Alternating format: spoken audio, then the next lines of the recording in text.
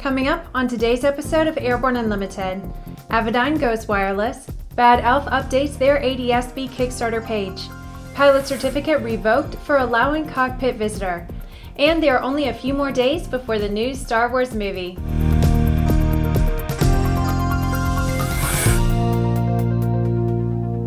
I'm Bri Cross, welcome to Airborne on Aero-TV. As we are finishing up production of Airborne, a late-breaking story hit our newsroom. Jim Campbell reports. Thanks, Brian. Hi, folks. Well, other shoe has dropped, and the FAA has announced its UAV registration plan. As we know it right now, and I'm going off of notes, the FAA's unmanned registration process will apply to small UAS weighing more than 0.55 pounds and weighing less than 55 pounds, including onboard cameras. This is all based on recommendations made to the FAA by the Registration Task Force on November 21st. Now, according to the FAA, they said the rule incorporates many of the task force recommendations, although we've already heard that many of the task force members tend to disagree. Here's what we know. Under this rule, any owner of a small UAS who has previously operated an unmanned aircraft exclusively as a model prior to December 21st, 2015 must register no later than February 19th, 2016. Owners of any other UAS purchased for use as a model after December 21st must register before the first flight outdoors. Owners may use either a paper-based process or a new web-based system, which isn't up now but was supposed to be up by Monday. Owners using the new web-based system must be at least 13 years old. To the best of our knowledge, the web-based registration system will be available at www.faa.gov/UAS/registration. Registrants will need to provide name, home address, and email address. Upon completion of the registration process, the web application will generate a certificate of aircraft registration/proof of ownership, which will include a unique identification number for the UAS owner and must be marked on the aircraft. Owners using model aircraft for hobby or recreation will only have to register once and may use the same identification number for all of their model UAS. The registration is valid for 3 years. The normal registration will be $5, but trying to encourage cooperation, the FAA is going to waive that for 30 days, from December 21st to January 20th, 2016. The online registration system does not support registration of small UAS used for any purpose other than hobby or recreation, for example, using an unmanned aircraft in connection with the business. The FAA is developing enhancements that will allow such online registrations by the spring of 2016. We'll see. That's as much as we have for the moment. There will be more analysis and follow-up tomorrow. For the Aero-News Network, Airborne and Aero-TV, I'm Jim Campbell. It's December 14th, 2015, and this is Airborne Unlimited. Avidyne Corporation announced that they have received an FAA Supplemental Type Certificate approval for their Mark 10 Bluetooth keyboard, the first Bluetooth-enabled functionality for the IFD 440 and IFD 540 systems. The Mark 10 Bluetooth keyboard allows pilots to wirelessly control their panel-mounted IFD 440 or IFD 540 system. Activation of Bluetooth functionality requires software release 10.1.1 for the IFD 440 and 540. Initially, the Mark 10 will allow remote entry of waypoints and flight plans, plus map range changing and alphanumeric data entry. The upcoming release will fully enable all Mark 10 functions, including page and tab selection, direct TO, and others. Dan Schwen, Avidyne's president and CEO, said, quote, "The Mark 10 Bluetooth keyboard is the first enablement of wireless functionality for our IFD 440 and IFD 540 systems. Avidyne will continue to add other wireless enablements over the life of these products using Bluetooth and Wi-Fi capability, which will provide additional levels of system integration and ease of use," end quote. As a new entry to aviation products, it appears Bad Elf is getting something going with its plan to provide ADSB receiver portable hardware. In 3 weeks, Bad Elf has raised just over $159,000 for its ADSB receiver that is designed to bring weather and traffic information into the cockpit through nearly every electronic flight bag app on the market. While that is an impressive start to their Kickstarter campaign, they still have a long way to go to reach their $500,000 initial goal in order for any of the money to be released for the project, and there is just a little more than a month before the deadline. Bad Elf says that almost every aviation app vendor has enthusiastically jumped on board to support their receiver. The deadline for the fundraising campaign is January 14th. After the break, airline captain described as a, quote, real sleaze.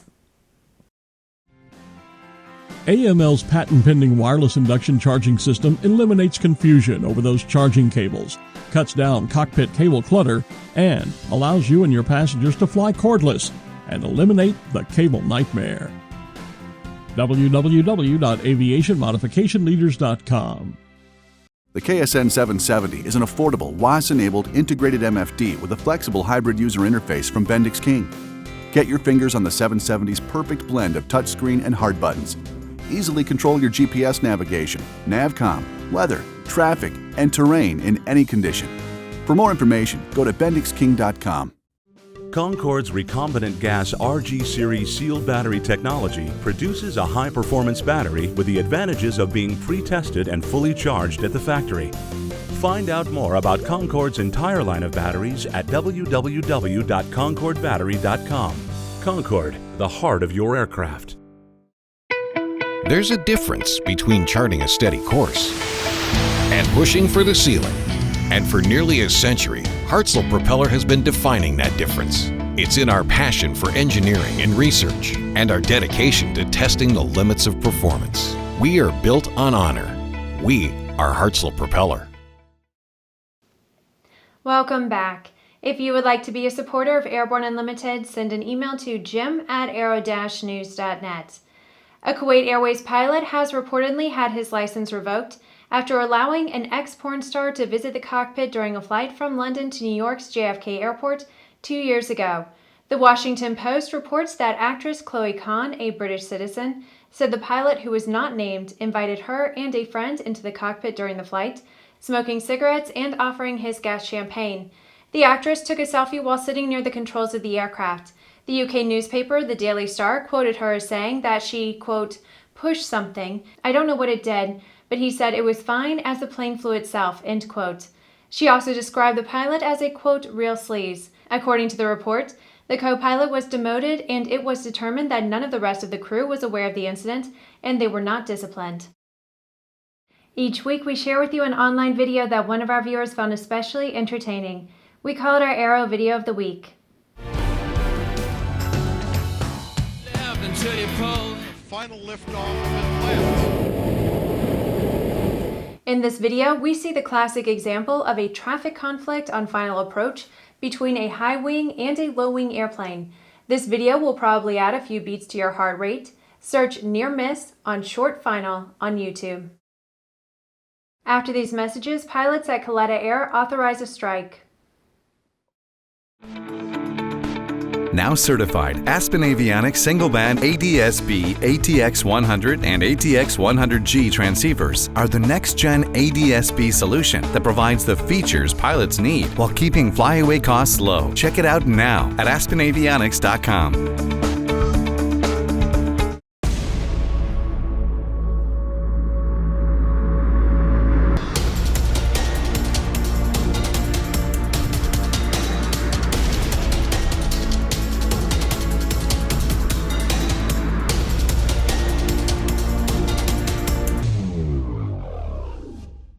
Redbird Flight Simulations is dedicated to revolutionizing flight training by designing, manufacturing, and delivering affordable and innovative flight training technologies. Each Redbird device is designed to enhance the training experience for pilots of all levels, from student to ATP. Redbird is quickly becoming the industry standard for flight training. Since Redbird introduced its revolutionary FMX in 2007, colleges, universities, and flight training operations around the world have integrated Redbird products into their curriculum. It's time to discover what Redbird can do for you. Join the migration. Sandia introduces the new SAI 340 Quattro TSO'd airspeed, attitude, altitude, and slip. With integral backup battery, safety never looked so good. See it now at www.sandia.aero. Welcome back. With so much news coming out of the aviation industry, we're summarizing some other interesting stories in a brief segment we call Around the Patch.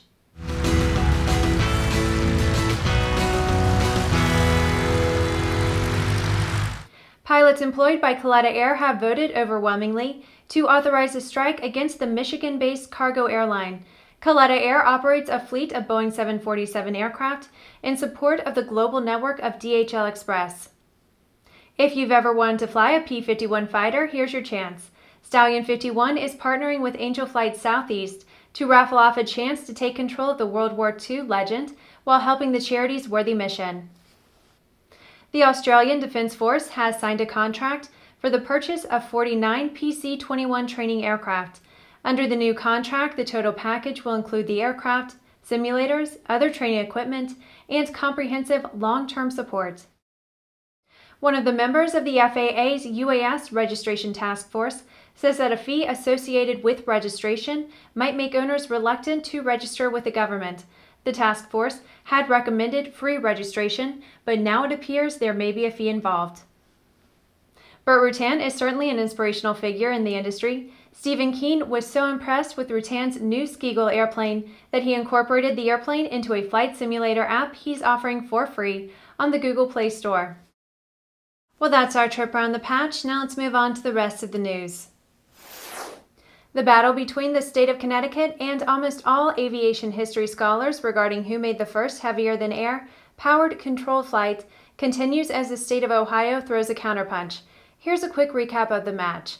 The state of Connecticut signed a bill into law in 2013, which claims their citizen, Gustav Whitehead, not the Ohio brothers Wilbur and Orville Wright, was first to make a successful flight in a powered heavier-than-air machine. Now the National Aviation Heritage Alliance has reported that the Ohio Senate unanimously stood with historians and scholars on December 9th in passing a state resolution in which Ohio repudiates Connecticut for claiming the Wright brothers were not the first to fly. Ohio State Representative Rick Perala said in reference to the aerospace business in Ohio, quote, "The Wright brothers, with arguably the most significant technological contribution of the 20th century, laid the groundwork for the entire aerospace and aviation industry, and recognition of the invention of flight will be an essential component of the full package for the state," end quote. Well, that's our program for today. Remember to get comprehensive real-time 24/7 coverage of the latest aviation and aerospace stories anytime at aero-news.net. Remember that Airborne Unlimited is streamed daily Monday through Friday, with additional breaking news bulletins for important stories that fall outside of our normal deadlines. Please join us and a growing roster of over 100 outstanding industry associations and organizations every weekday for the best in aviation and aerospace news from the staff of the Aero-News Network, the aviation world's most comprehensive news and information resource.